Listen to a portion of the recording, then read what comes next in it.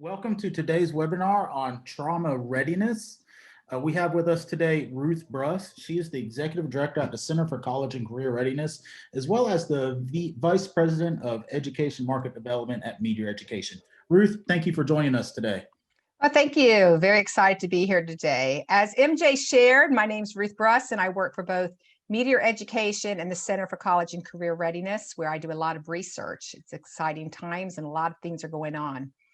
A few months ago, I was asked to write a certification program on trauma for the University of Southern California Rossier School of Education. This course was written around really three broad terms: trauma awareness, trauma skilled, and trauma ready. Therefore, we decided to name it the T3 certification course. Each of the three trauma modules provided guidance for schools or districts really to begin to create their trauma readiness plans. So today I'm going to share with you a little bit about what we learned through research and about these three T's. I'm specifically going to talk more about the trauma aware and trauma skilled for this. What we know is that trauma readiness is the goal for each school and district, but you can't just jump into being trauma ready without some professional development and some reflection. You want to begin with awareness. This is a deep understanding of what trauma is and what it isn't. It's really moving from a general understanding of trauma to an expert in understanding its causes and effects, trauma in the brain, ACEs, and the 3 E's. Then we learned that once a school or district feels they have a strong understanding and awareness around trauma, they can move into becoming trauma skilled. During this phase, the prevention and response to trauma becomes fluent in a school or district. Becoming trauma skilled really relies on understanding that to change the culture of a school, we have to begin with the classroom as the catalyst for change.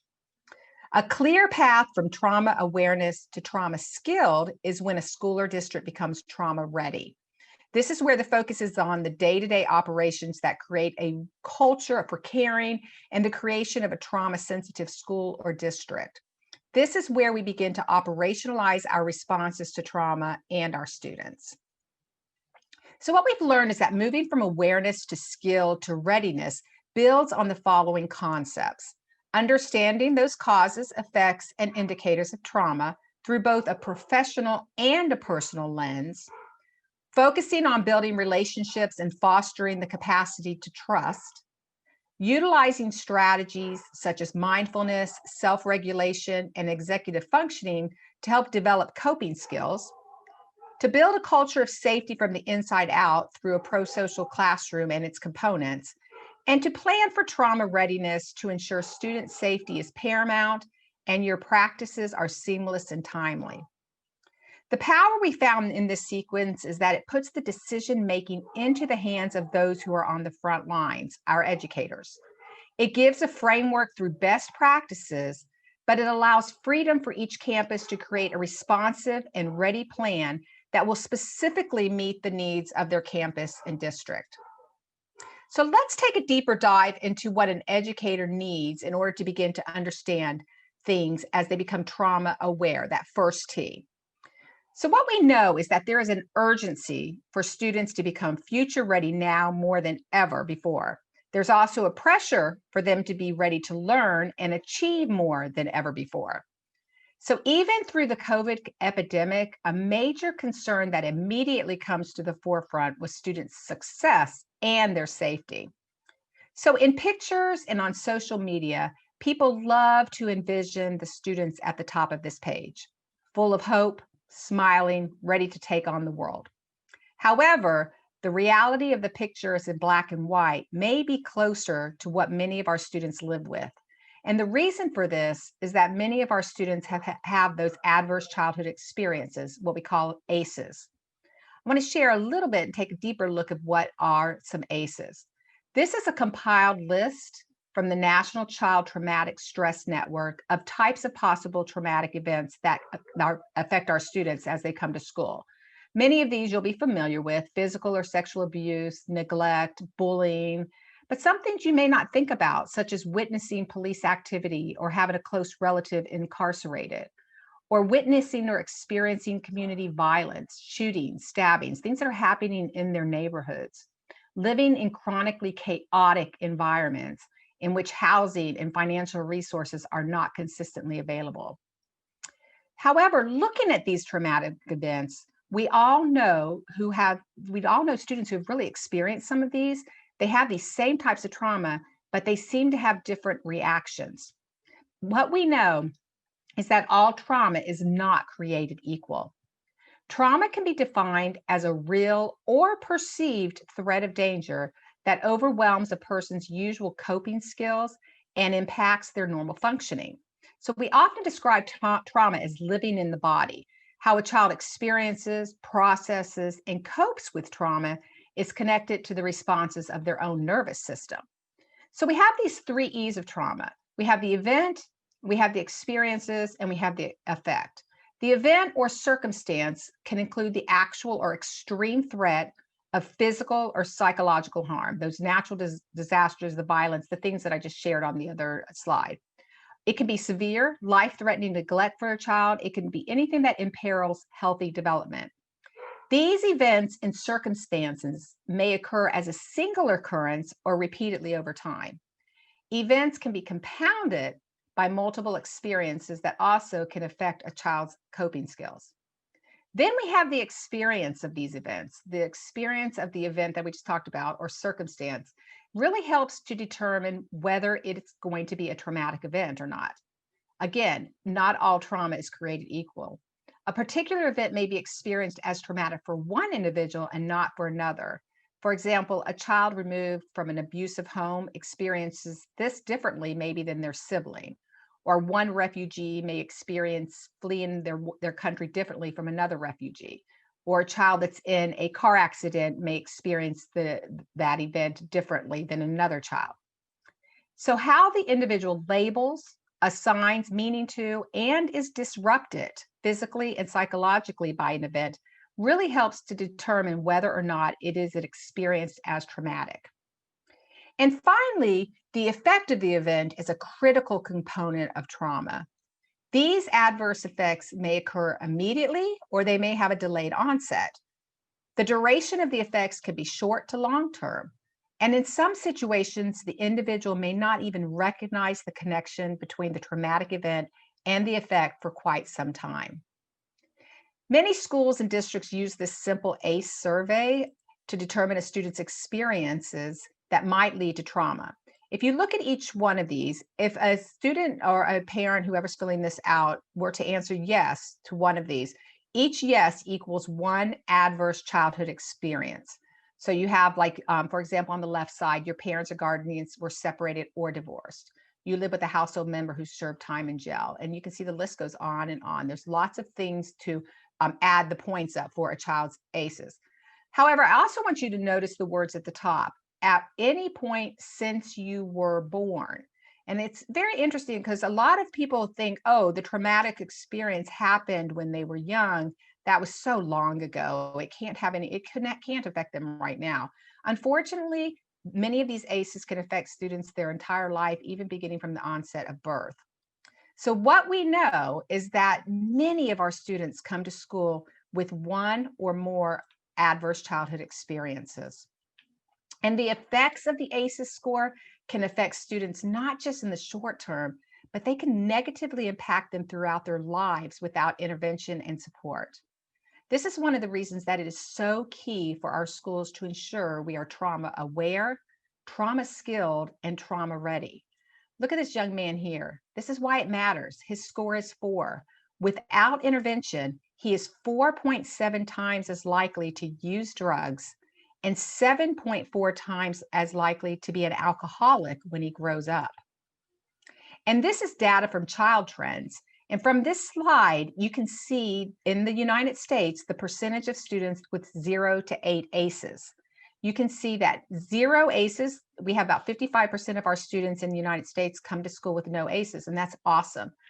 Unfortunately, even 1 ACE can disrupt a child in their learning. We have 24% of our students with 1 ACEs, 11% with 2 ACEs, and 10% of our students come to school with 3 to 8 ACEs.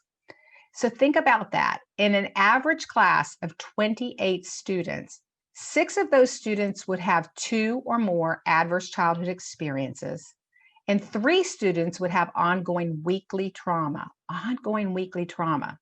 And overall, on average, 14 students would have experienced trauma in their childhood. And if you think about struggling learners, you can double these data points.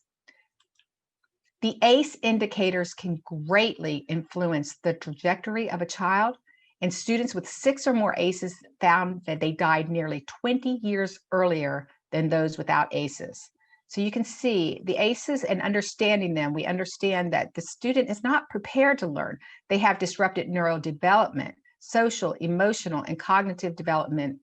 They have problems with their health, diseases, disabilities, social problems, and ultimately that early death.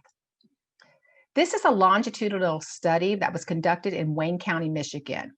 Incoming kindergarten students, their parents were asked if their child had any of the following events happen to or around them. It's very similar to the ACE survey, but it's not as long or as indicative. So you can see just a few things that they asked these parents. The data from that screening showed that 70% of the children in this one area of Wayne County by the community mental health officials experienced at least 3 traumatic events. And even more alarming was that 554 out of 1,007 kindergarten students, that's over half, had 2 or more ACEs. And of those 554 students, it was found through follow-up observation and questionnaires that those 554 students were 3 times more likely to not calm down when upset, twice as likely to rarely play with children outside the family, twice as likely to not be able to independently button or zipper their clothing, and 13 times less likely to be able to focus on an activity other than TV or a computer. Educators must be fully aware. That awareness is so important, and fully aware of the effects so that we can become trauma skilled so that we can work with our students. Some other effects of ACEs are that nearly 70% of young males involved in the foster care system are arrested after leaving foster care, a rate that is 23 times higher than the general population. 86% of runaway children in the United States suspected of being forced into sex work came from the child welfare system. And 60% of child sex trafficking victims have spent time in the child welfare system. This graphic showcases a broad list of the impacts of childhood trauma. And you can see that it affects all aspects of a child, or even you or myself as an adult. All of these things don't just end when you become an adult. It affects your cognition, such as poor academic achievement, physical health, you have poor immune systems, emotions, relationships with others, mental health, the anxiety, the acting out sexually, teen pregnancy, and drug and alcohol misuse, brain development. All of these things are impacted by childhood trauma. And again, the more we are aware of trauma and where our students are with those ACEs, we can make a difference for our students and we can help to change their trajectory in life. And what we know is to begin with building relationships. The single most common factor for children to develop resilience is at least one stable and committed relationship with a supportive adult. There is power in relationships, stable, committed, safe, and trusting relationships.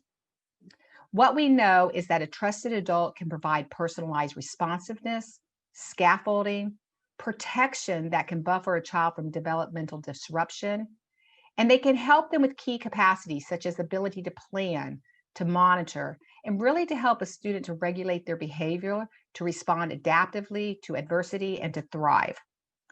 Most of the students with a high number of ACEs have lived in the negative stress cycle as long as they can remember, and often the adults around them have lived in that world as well. So a trusted adult needs to help students build these capacities while also showing stability and commitment by helping the student build trust and also develop resiliency. So those are the things we need to become aware of. That's just a smidgen of what I've been doing with research and what we have in our T3 course. But it's that awareness that leads us into wanting to move into becoming the second T, trauma skilled. So once we're aware, we now have to put theory to action. There are numerous books, and you can read all sorts of books with strategies and ideas of how to work with students with trauma, and they're fantastic. So I'm just going to give you some of the ideas of what we consider to help students to become adults to become trauma skilled educators in order to have a deeper dive. We believe in moving from knowledge to action. So to become trauma skilled, we believe the classroom is the catalyst for change. You would want your student environments to be set up as a pro-social learning ecosystem. A pro-social learning ecosystem is a classroom environment that truly encompasses pro-social components that really help to accelerate engagement and help our students with ACEs and trauma. It is critical to establishing both a school climate and really a culture, and it consists of these 6 components: proximity, safety, emotional, social, intellectual, and physical safety, inclusive relationships, choice, success, and production of language. Let's delve into each of these components through the lens of helping create the classroom that focuses on the student and meeting their needs, especially for those with ACEs. So the first component is proximity. Proactive proximity is a crucial first step in becoming trauma skilled. Many times we think of proximity as just being physical, when in reality, we are seeing a need to ensure digital proximity as well. So setting up classrooms with proximity in mind lets teachers have something what we call with-itness. With-itness is a pedagogical term that really describes a teacher's continual awareness of all that is going on in the classroom at all times. We've always said teachers have eyes in the back of their heads, and with-itness is the chance to prove it. With-itness allows teachers to know what is happening and also more easily identify and cultivate a culture of safety in the classroom. One way that it can be addressed is through scaffolded experiences and really setting up an environment that allows for various learning zones that align to a task. We know that proximity has been used as a classroom management strategy for years, but it's really important to ensure that we're not only thinking about our physical space, but also consider our virtual world. We've seen that live out in real time through COVID right now, as teachers we find are unable to reach out to all of their students in their classroom. A big gap that we're seeing is that some children don't even have access to technology. So for educators, it's very difficult to even have a contact with them. And one of the major concerns for the child welfare systems is the increase in stress and the correlation to domestic violence. So there are some ways that teachers, educators, if you're a leader on this call, how you can help your teachers, really can utilize physical proximity and some of the benefits. First thing is stay mobile. A teacher on the move can actively check in with students or groups that are off task and really need focusing. Give your students space. Wait for the behaviors to change, then move on. A quick stop shows that you trust in the student's ability to regulate their own emotions and behaviors. Keep teaching. Stay on point with the lesson plan is crucial in proximity control. It reinforces your respect for others and your authority in the classroom. Other students in the class have given their attention, so they deserve your attention in return. Check in with everyone. Proximity control doesn't just have to be a behavior management strategy. You can use it as an opportunity to assess and connect with students who need a nudge to take them from good to great. And finally, give them control. Once the behavior has been modified, hand them your device. Technology gets students actively engaged, and asking them to interact or collaborate on ideas you are presenting really brings their focus back to where it needs to be. You know, proximity is most interesting in a virtual setting because the teacher usually has less physical connection to students. However, with the tablet or computers, the teacher is figuratively right next to the student throughout the day, and many times past typical school hours, as we know. Using LMS communication tools and really mobile devices, teachers can virtually stand by all their students in different but powerful ways in comparison to a traditional classroom. Digital proximity can be enhanced for students who have experienced trauma because you can still use some trauma-informed strategies. So what research suggests is that when adversity feels like a shared experience, we cope better, not only emotionally, but neurologically. That's partly why we should be integrating storytelling into online learning. from teenagers who take Twitter while mourning the death, they go to Twitter while mourning the death of a close friend, or our elementary students who whisper to the paper cutout of an ear taped to their classroom door. Trauma studies reveal that the very act of formulating and articulating narratives about our lived realities offers reprieve and promotes resilience. But there are much more effective ways to bear witness to students' stories than resorting to Twitter or really talk to the ear.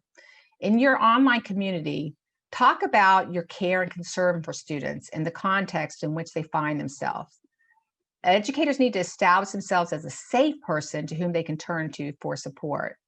Do this by directly acknowledging the circumstances we are in and being honest about how the situation impacts you as an adult.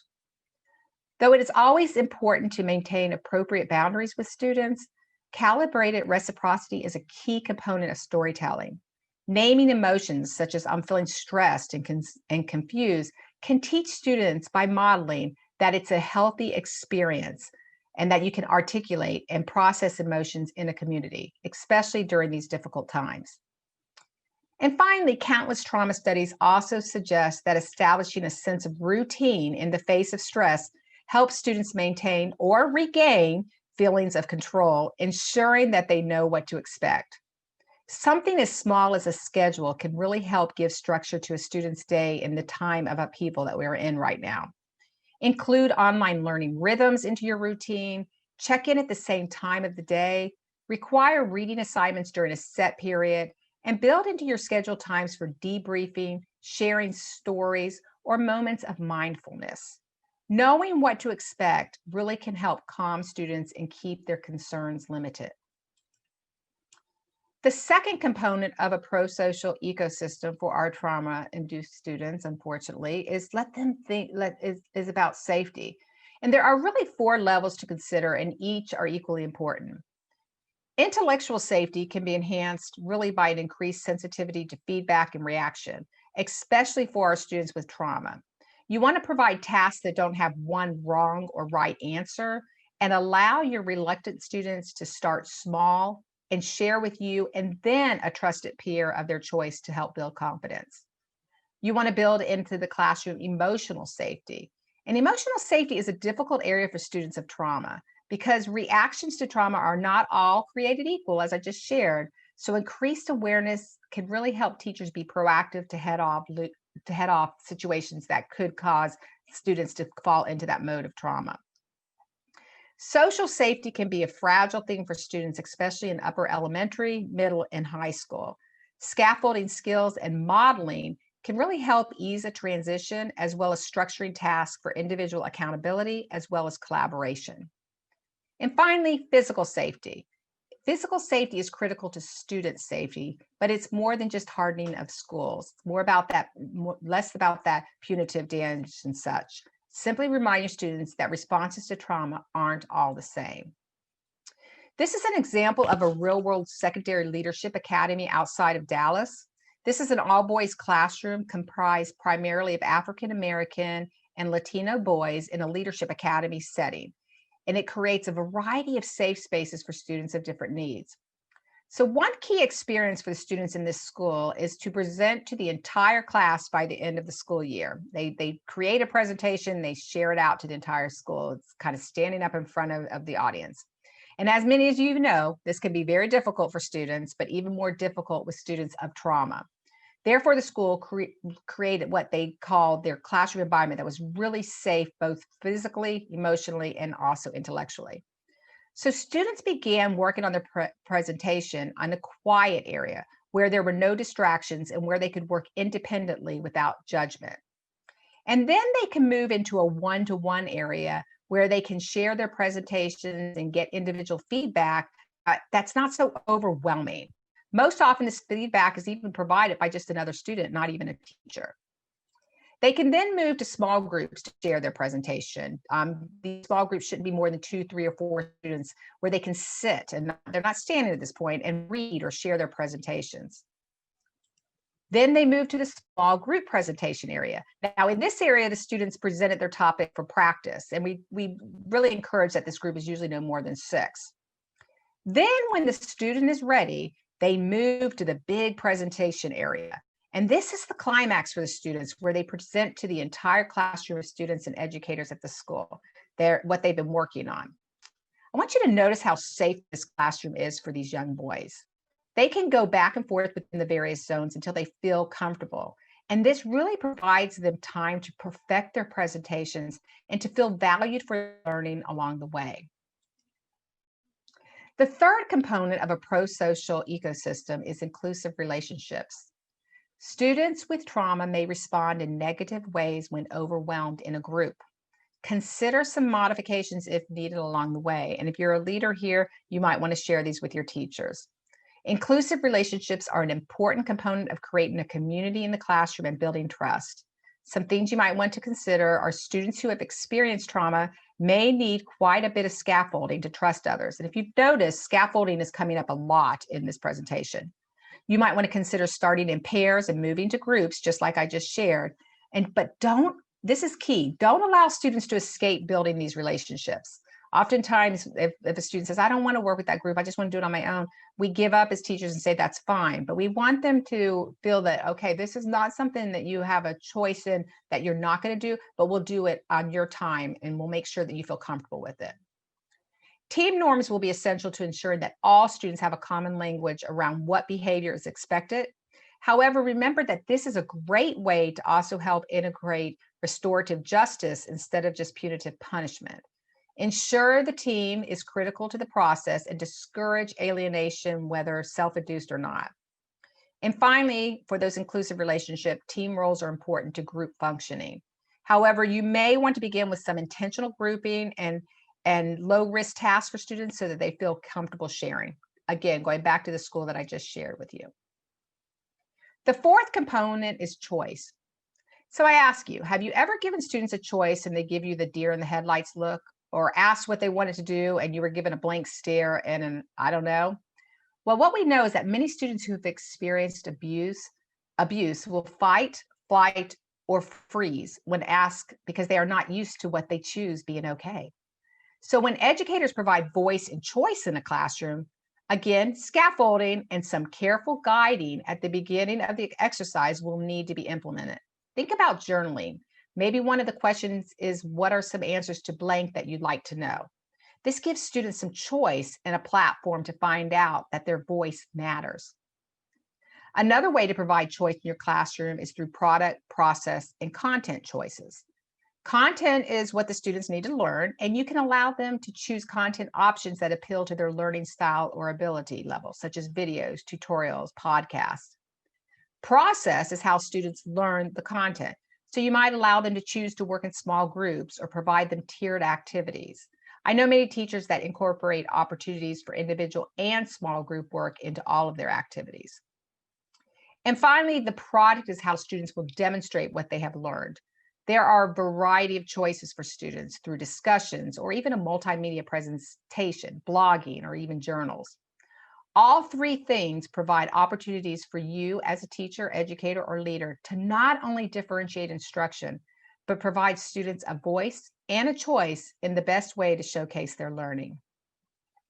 And finally, strengths and preferences need to be considered. So as stated earlier, relationships are huge in a student's success.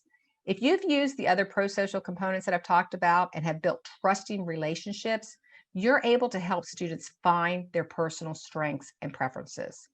For many students who have been abused or neglected, they may have often been told of shortcomings and have been told very little about their strengths.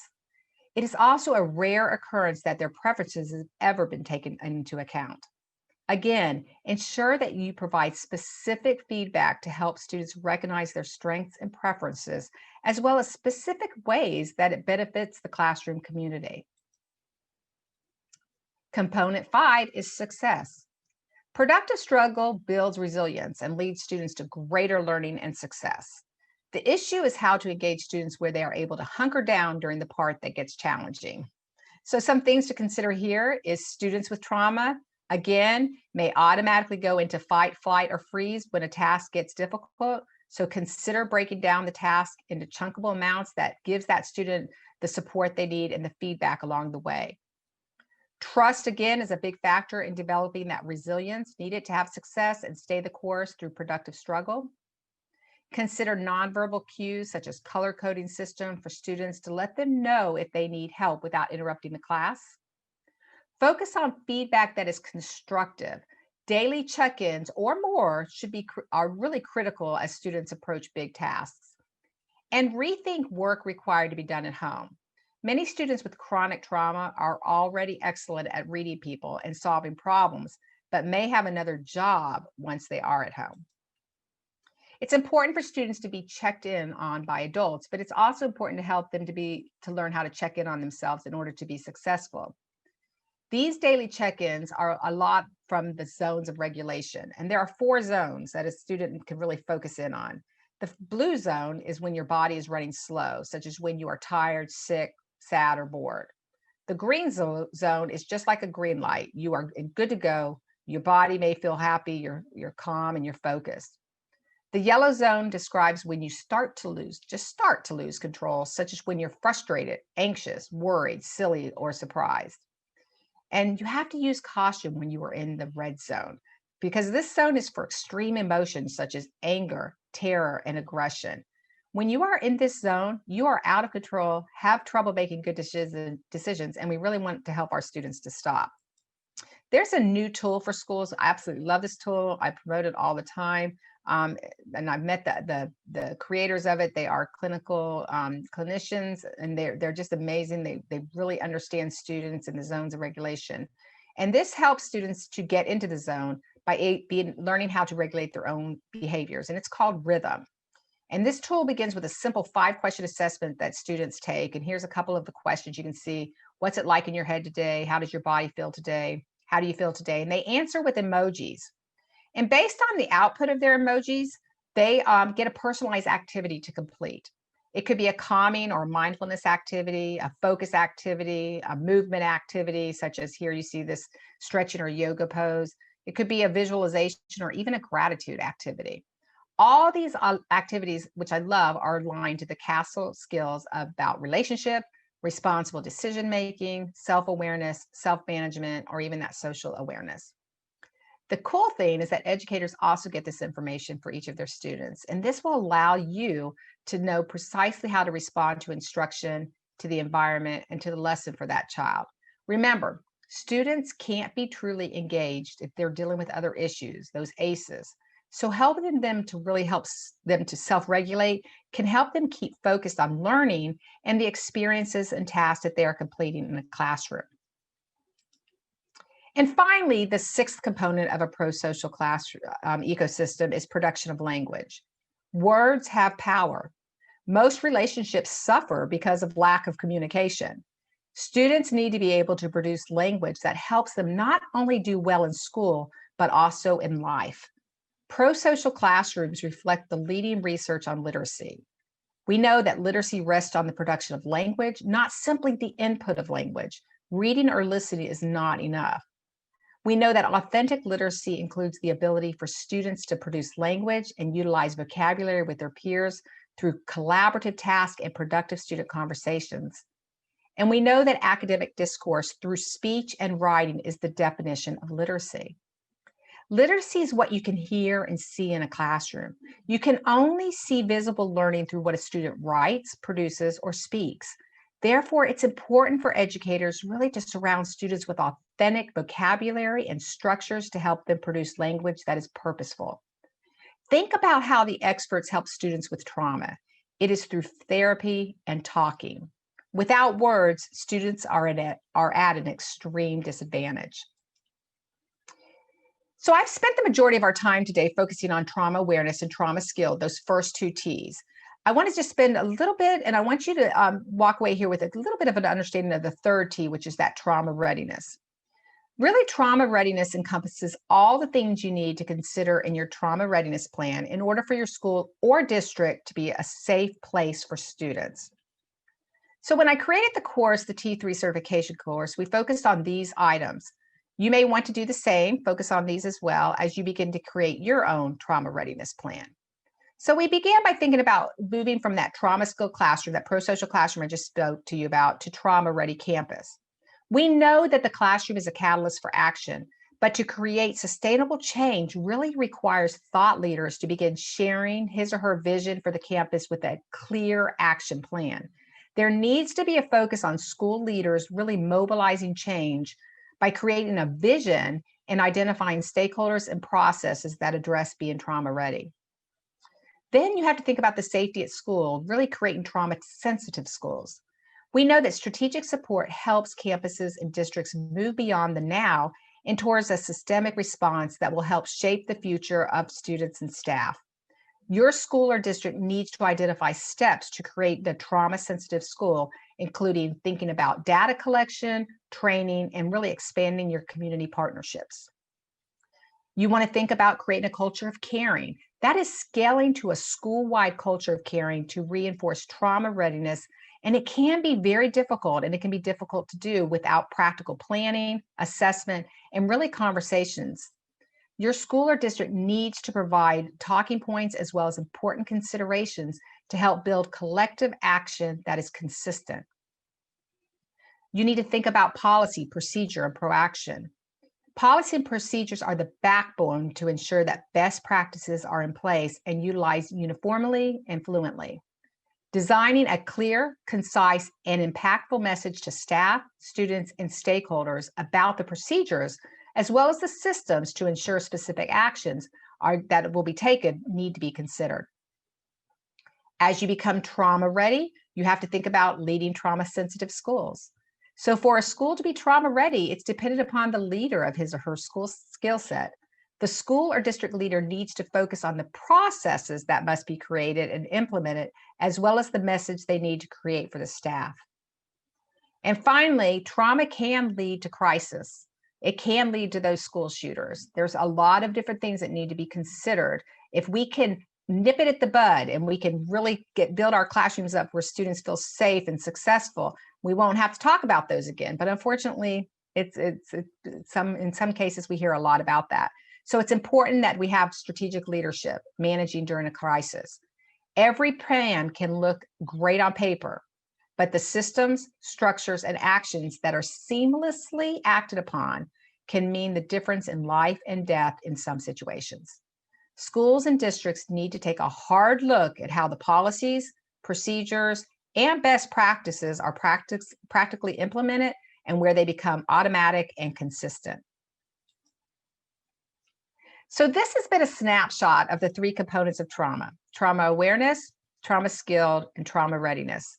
The key for districts to move through the continuum is not to skip a step, but work through each area through deep conversations, setting goals, and planning with the student's safety in mind. Remember, it's about understanding trauma, focusing on building relationships, utilizing those strategies that help students self-regulate, build resilience, feel successful, considering the 6 components of a pro-social classroom ecosystem, and finally, leading to a plan for trauma readiness that really meets your goals, your school or your district goals, and most importantly, your students' needs. Thank you so much for your time with me this afternoon. If you would like more information about any of the information that I provide today, such as the Rhythm software for student regulation or information on the T3 course through USC, please feel free to reach out to me or my colleague, Kim Bolzer. You can see here that we have our emails, rbrus@meteoreducation.com and kbolzer@meteoreducation.com. I'll stay on for just a few minutes if there's any questions, and MJ, you can let me know if anyone has any questions. And I look forward to having you attend a future webinar. Thank you so much. All right. Well, Ruth, thank you for joining us. We don't have any questions, so everybody that's attended, you will receive an email from us with the recording as well as the slides, and then we'll send that to all that are registered. So again, thank you, Ruth, and thank you for everybody joining us today. Thank you, everybody. Have a great afternoon.